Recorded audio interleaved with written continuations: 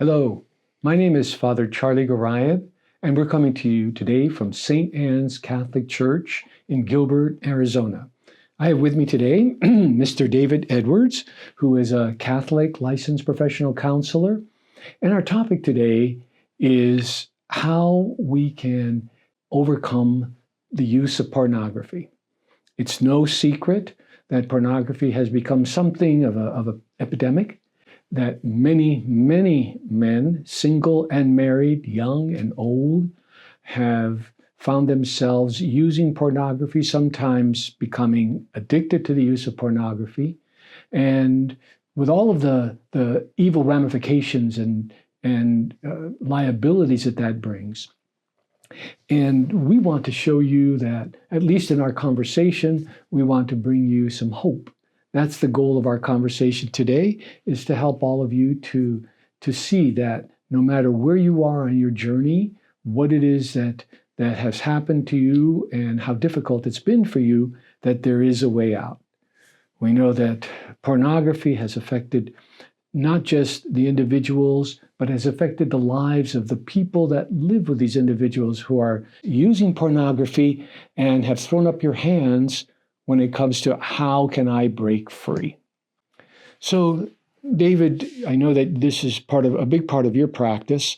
And so what's your take? What have you seen in this problem and in the use of pornography? Yeah, thanks, Father Charlie. Kind of like you said, I think it's very easy for us to underestimate the prevalence of just how widespread, this issue is. For as well known as it is, I think it's still really underestimated. A priest I know will say sometimes when it comes to men and pornography, it's not a question of if, it's a question of how much. Almost every man is impacted in some way or has been exposed to pornography. And then by the same token, I think it's easy to underestimate the impact of pornography. A lot of times it can be very subtle for a long time, before guys really realize how much it's impacting them. But the impact is widespread. Unavoidable. Within themselves, in the way that we view ourselves, and also in relationship to others, from married men to their spouses, but even to friends, to children, to our own children, and to God, of course, Yes. I know from my point of view, what really strikes me and what really keeps me focused on this problem is the confessional. We hear confessions a lot. That's a priest do that. And I would have to say, with all honesty, that the vast majority of men of all ages and of all vocations are struggling with this. And the good news is that they are coming to confession, which is a statement in itself that they want to change their behavior. They want freedom. They want God's forgiveness. They want to reorient their lives and what's important to them. Yeah. But most of the people who are coming to confession find themselves not able. They're at a loss. How do I break with this? Because it has attached itself to one of the strongest drive that we have apart from food, which is the sex drive. So the enemy knows what he's doing when he has perverted the sexual act. So what are some of the effects that you've noticed in your practice that you have observed? What are some of the effects that happen to men with the use of porn, the repeated use of pornography? Mm-hmm. Yeah. I think about this kind of across a few different dimensions of relationship and, of relationship. I mentioned kind of like relationship to ourselves. So how a man relates to and how he sees himself. So for men who have been kind of struggling with pornography or sexual behavior, there's a deep sense of shame. Of unworthiness, of even getting to the point of self-hatred, of self-rejection. And so this kind of collapsing in on oneself, that could become a kind of hopelessness for some people, really just feeling stuck there, kind of a feeling like nobody could really love me, or a belief kind of like nobody would really love me. If they really knew this about me, nobody would really accept me. And so then this can reach out into, relationships with others. Then there's this tendency to hide, right? To really isolate, to really kind of, to hide out, and obviously to participate in, viewing pornography and in hiding, but then to just hide themselves. It's like I'm hiding this whole part of my life from other people, right? So they can kind of continue in this feeling of, if people really knew this about me, they would reject me. And then of course, and you could speak more to this in kind of the spiritual dimension, but the relationship to God, right? There could be this deep impact in how I view God, who God is, that God is just like wagging his finger at me, rather than God is a gentle, merciful, loving, forgiving God. And then just the nature of, sin cutting us off from relationship with God. That I think is the biggest issue, because those who are aware that what they're doing is wrong and damaging and sinful want reconciliation with God. They want that. I see that. I see the sincerity of it. But one of the things that can happen with repeated failures, an inability to overcome it, there can a certain despair can grow, and that's certainly one of the features of Satan's whole plan here, and his strategy is to convince us that there isn't a way back. To remove hope. Remove hope. And that's what I'm hoping that what we're doing today will provide for those who are listening to us, and the resources that we're going to offer at the end of this interview is that there is hope. No matter how far you've down this road, how long you've been doing it, there is hope, because the victory of Jesus Christ on the cross is more powerful and triumphant over anything that Satan does to derail us. I also know, and I'm sure you are equally more aware of this, of the way pornography escalates. And so those who start using it find that the stimuli that satisfied them at the beginning is no longer sufficient. They find themselves delving into more perverse and more violent forms of pornography. And that, of course, just drives them deeper into that sense of shame. And I saw it, almost incredulity. Is this me looking at this? Right. Yeah. To really think that there's something deeply wrong with me. And of course there is something wrong here, right? But to think that I'm deeply flawed because I'm using this, right? When in reality, what's going on is kind of similar to what would happen with alcohol or any other substance. There's this tolerance, there's this need for more and for greater intensity of the experience. And then not to mention the way, just how available and affordable and anonymous pornography is, that it's so easy to just click to the next thing. And before you know it, you could be viewing stuff that you never intended to view and that you never otherwise would have been viewing, if it didn't kind of just take you down the cascading waterfall of it. Yes. Yes. Yeah. Then there's also, we could go into deep dive in all of these issues, but also to what really troubles me, and I'm sure you as well, is the impact that those men who are married, the impact that their behavior has on the relationship with their wives. Yeah. I have talked to so many wives who have given up all hope and are convinced that from their point of view, their husband is an adulterer when he's looking at porn. I don't want to go into all of the moral nuances of that. It's not precisely adultery, but that's how they experience. That's how women experience this. Isn't that right? Yeah, and there's even in the secular world a lot of research on this now. That a lot of times the wives or the partners of men who are viewing pornography, and once it's discovered, because this is inevitable, if it's in hiding, that it will come to light, that what the woman experiences is a kind of trauma, a kind of betrayal, and that she starts to show actually a lot of the symptoms of post-traumatic stress disorder, post-traumatic stress, and so there really is a deep sense of betrayal and trauma there for the wife. And there's also the very obvious factor that normal sexual stimulation no longer is adequate for somebody who's used to watching these performers do these outrageous things. And so a wife is subjected to her husband's sexual desires that are no longer comprehensible to her. Yeah, so you can see how that happens really in the biological, physical sense, and even in the psychological sense that, when a man's viewing pornography, he's got this availability of, the woman does whatever he wants her to do, right? Yeah. And real women are not like this, right? No, they're not.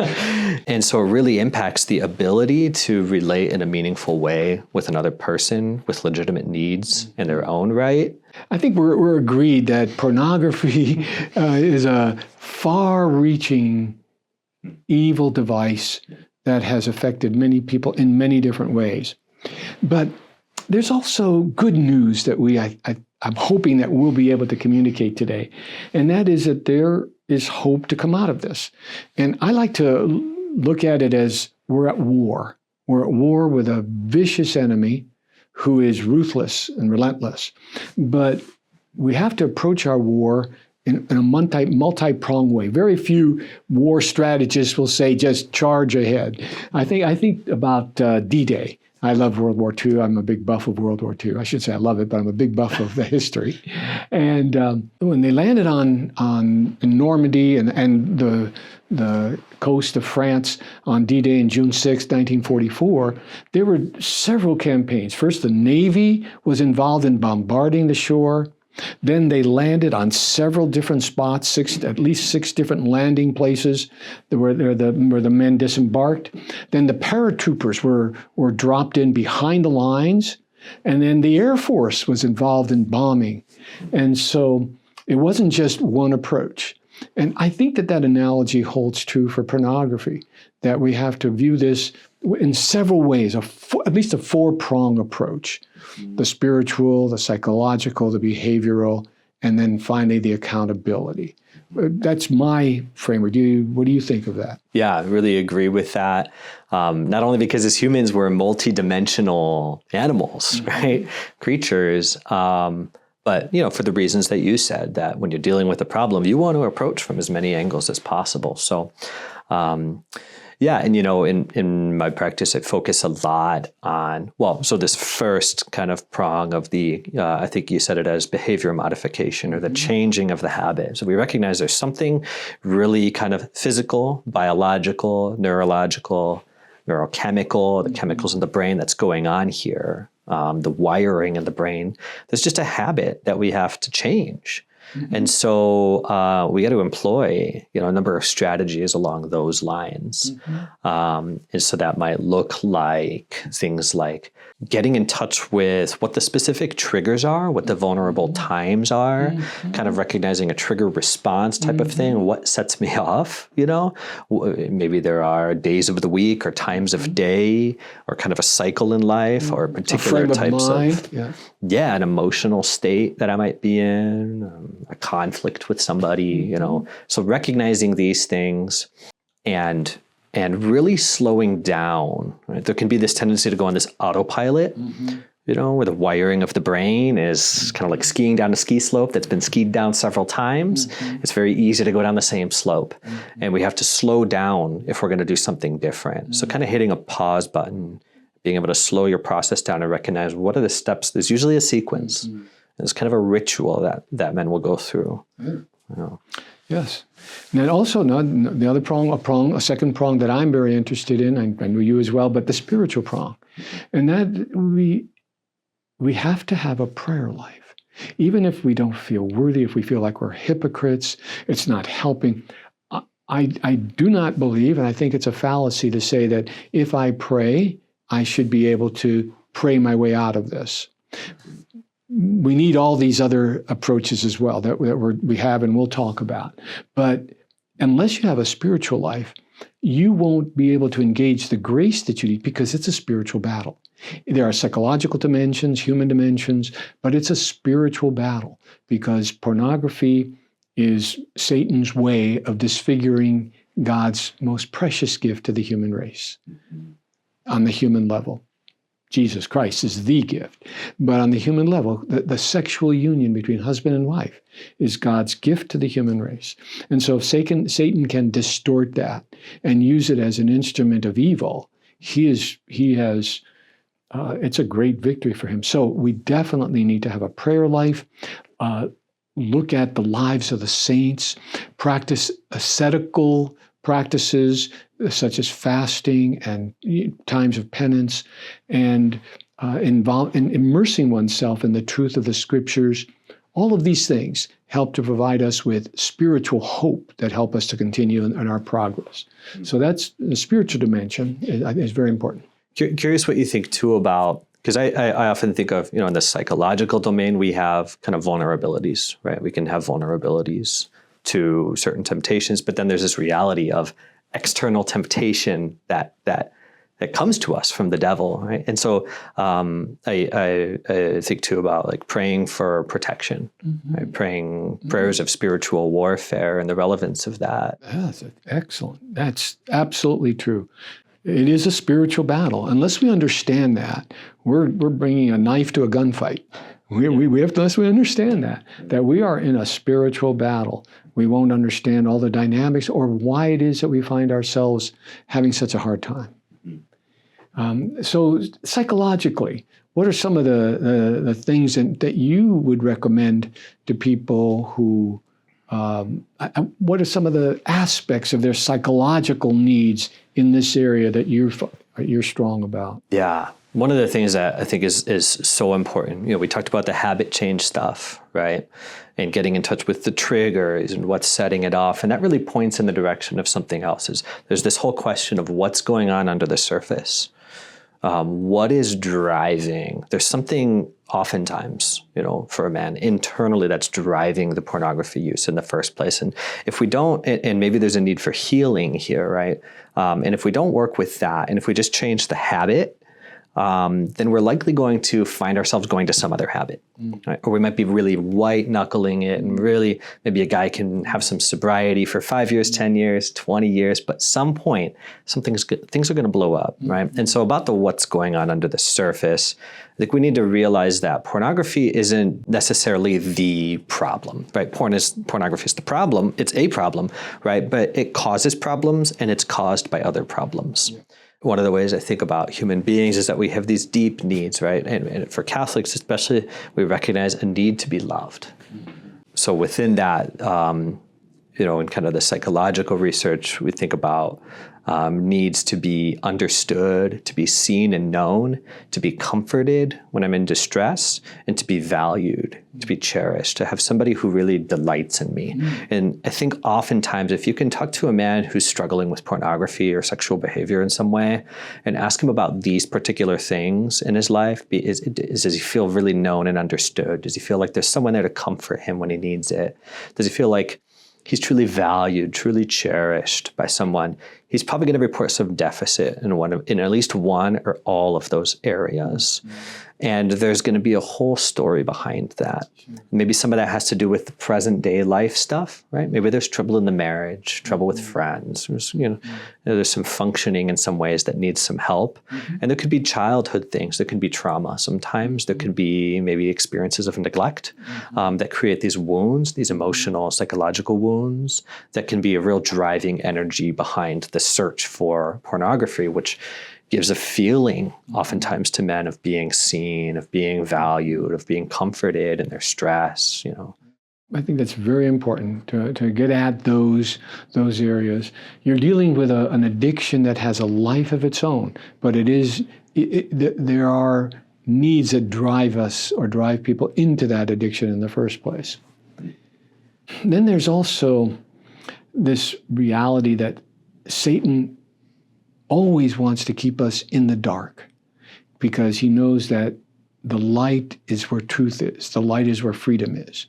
And so those who are using pornography and are addicted to pornography don't want anyone to know. And yet accountability to someone else, revealing to someone else how you're doing, how you've been able to manage your attempts at victory that is a super important aspect of overcoming. Accountability. Yeah, this is one of the most challenging steps a lot of times for men. It's kind of pulling the Band-Aid off, right? We talked about shame and isolation and hiding, and that's really where it flourishes. Where the struggle grows. In isolation, and so coming out of that isolation, one of the most popular authors in the secular world, Patrick Carnes, has a book that he wrote kind of pioneering this field of treating pornography addiction. The book is called Out of the Shadows. Mm-hmm. That's his main driving point, is we need to come out of the shadows with this.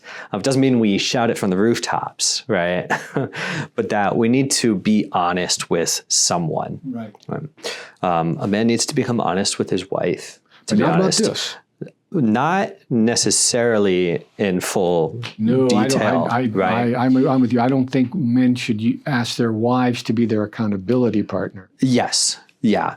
Wives should not be kept totally in the dark. But I'm going to say that for a man who needs to come clean with his wife about his struggle, that there's a way to do that and there's a way to not do that, and that it's good to talk with a therapist about how to do that. Right. There's a way we would go about that. Right. But then really what a man needs is other men to be accountable with, to be honest with, to be open with. Right? This can be actually healing to the shame. Right? That idea that nobody's really going to accept me if they know this about me. We bring it to the light. We let others see us and have an experience of being accepted and loved. So it can be really helpful and a real antidote in that way. And then the accountability element, right? And the thing is that all of those have to work in tandem. All of those have to work together. You can't just have a spiritual life. You just can't have a good psychological understanding. You just can't have. You can't just change your behavior, and you can't just be accountable. But you must do all of those things together, because all of those address a different human and psychological and spiritual need. Yeah. I really have not encountered or heard of a therapist encountering a man who truly got free without addressing all of those domains. Very interesting. I talked about white knuckling. A guy can get some sobriety under his belt, but that doesn't mean you're truly free. So in the pursuit of true freedom from the clutches of the sin or the addiction, all of these dimensions, got to be pursuing those. Thank you, David. What I hope that our conversation has done is not to discourage. On the contrary, I'm hoping that those people who are listening to us today will find and be inspired to see that there is a way out and there is victory. To that point, we'd like to just share with you a few resources that we have found helpful. First one that I want to recommend is the 12-step group, Sexaholics Anonymous. There are a lot of things that we've talked about that transpire in that group. In fact, just about everything that we've talked about eventually happens in that 12-step group. And it's a very, very useful, important group, kind of model for how to overcome this addiction. And we happen to have a group here at St. Anne's. So more information on that can be had from our offices. And I believe, David, you also conduct something, a deeper dive, a 16-week program that uses many of those same tools as well. Do you not? Yeah, I offer, what I've done is a 16-week group that has a fixed membership. So it'll be 5, 6, 7, maybe 8 men in this group, kind of journeying together over 16 weeks. We'll go through some material, really establish some deep relationships too. A lot of times those are lasting friendships that continue. For accountability and friendship. Yes. Yeah. And David Edwards can be found at St. Joseph's Counseling. I'd like to direct you to a priest whose YouTube videos are very, very helpful. His name is Father Sean Kilcawley. He's a priest in Nebraska, and he has dedicated himself to learning and teaching the theology of the body and specializing in helping men overcome pornography. He has several videos. I've listened to and watched several of his videos. I've spoken with him, and I just can't recommend him enough. He has an interview with Matt Fradd, which I found very, very helpful, and Again, if you want to be inspired and be given hope, he's a good man for that. Father Sean Kilcawley. Then there's some other websites that I think can be very helpful. So, for example, strive21.com. It's a way of entering into a very defined program, a defined process that can help you with other men to overcome this behavior.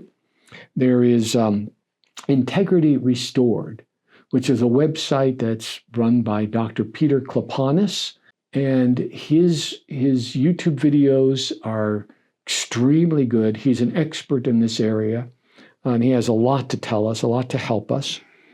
And there is accountability software. The most well-known of them is Covenant Eyes, and that's promoted by many other groups that are trying to help men. Covenant Eyes, it will monitor all of your software and deliver results of your viewing habits to an accountability person of your choice. Covenant Eyes.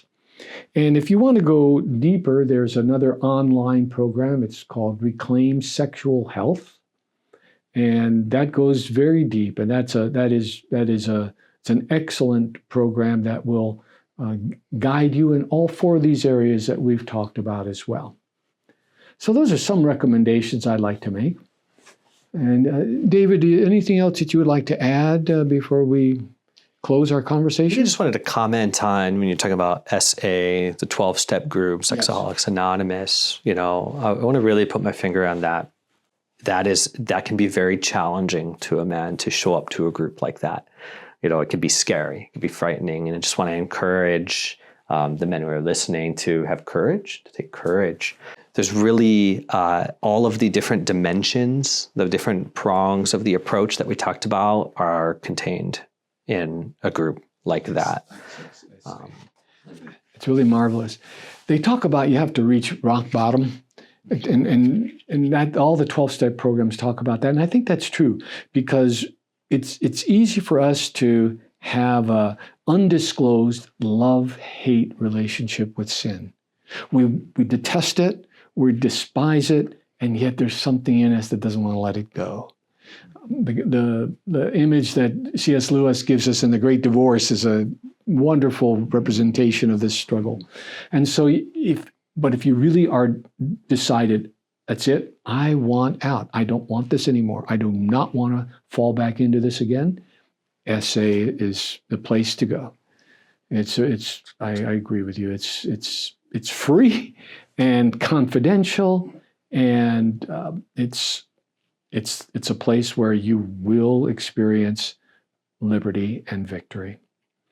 Also, here at St. Anne's, we have given and plan to give a workshop that we call Triumph, which goes into greater depth on these very same topics. And what we've talked about today is not novel.